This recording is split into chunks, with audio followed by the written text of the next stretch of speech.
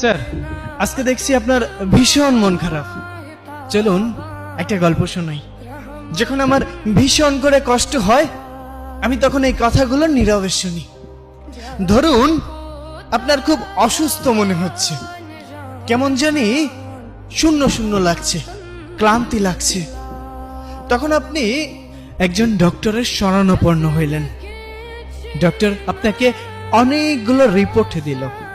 আপনি পরীক্ষাগুলো করে রিপোর্টগুলো ডক্টরের হাতে তুলে দিলেন। ডক্টর রিপোর্টটা হাতে নিয়ে আপনার মুখের দিকে তাকাচ্ছে, আবার রিপোর্টের দিকে তাকাচ্ছে। তখন আপনাকে জিজ্ঞাসা করলো, আপনার সাথে কেউ আসেনি? তখন আপনি বললেন, না, আমি একাই এসেছি।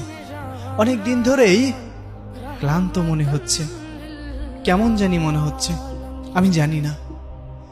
তখন ডক্টর অনেকটা মলিন মুখে বললেন, হয়তো আপনাকে এই কথাটা বলা উচিত হবে না, কিন্তু তারপরও যেহেতু আপনার সাথে কেউ নেই, আপনাকেই বলতে চাই, আপনি আর 2 মাস বাঁচবেন।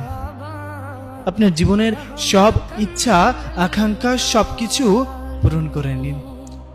যদি কোনো কিছু ইচ্ছা অপূরণীয় থাকে, আপনি পূরণ করে নিতে পারেন। এই 2টা মাস আপনি এই পৃথিবীকে দেখে নেন। আপনার যে রোগ ধরা পড়েছে, আমি সে রোগের নাম নিতে চাচ্ছি না, তবে ভেঙে পড়বেন না। মানুষ মাত্রই মরণশীল, আজ না হোক কাল ঠিকই চলে যেতে হবে। আপনাকে এজন্যই সতর্ক করে দিলাম, কারণ আমি এমন রোগী অনেক দেখেছি। ঠিক তখন আপনি স্তব্ধ হয়ে গিয়েছেন।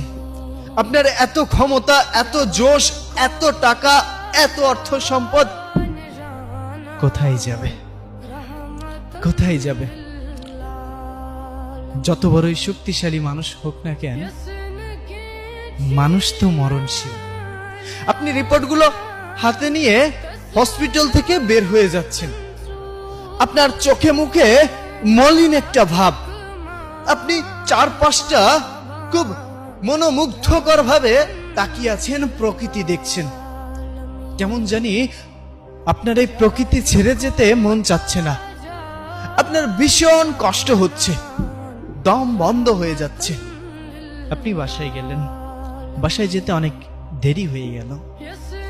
তখন প্রতিদিনের মতো আজও বাবা বলে উঠলো, দেখো তোমার গুণধর ছেলে এসেছে, নাও এখন হাত পা ধুয়ে খাবার দাও, খেয়ে আবার বের হোক।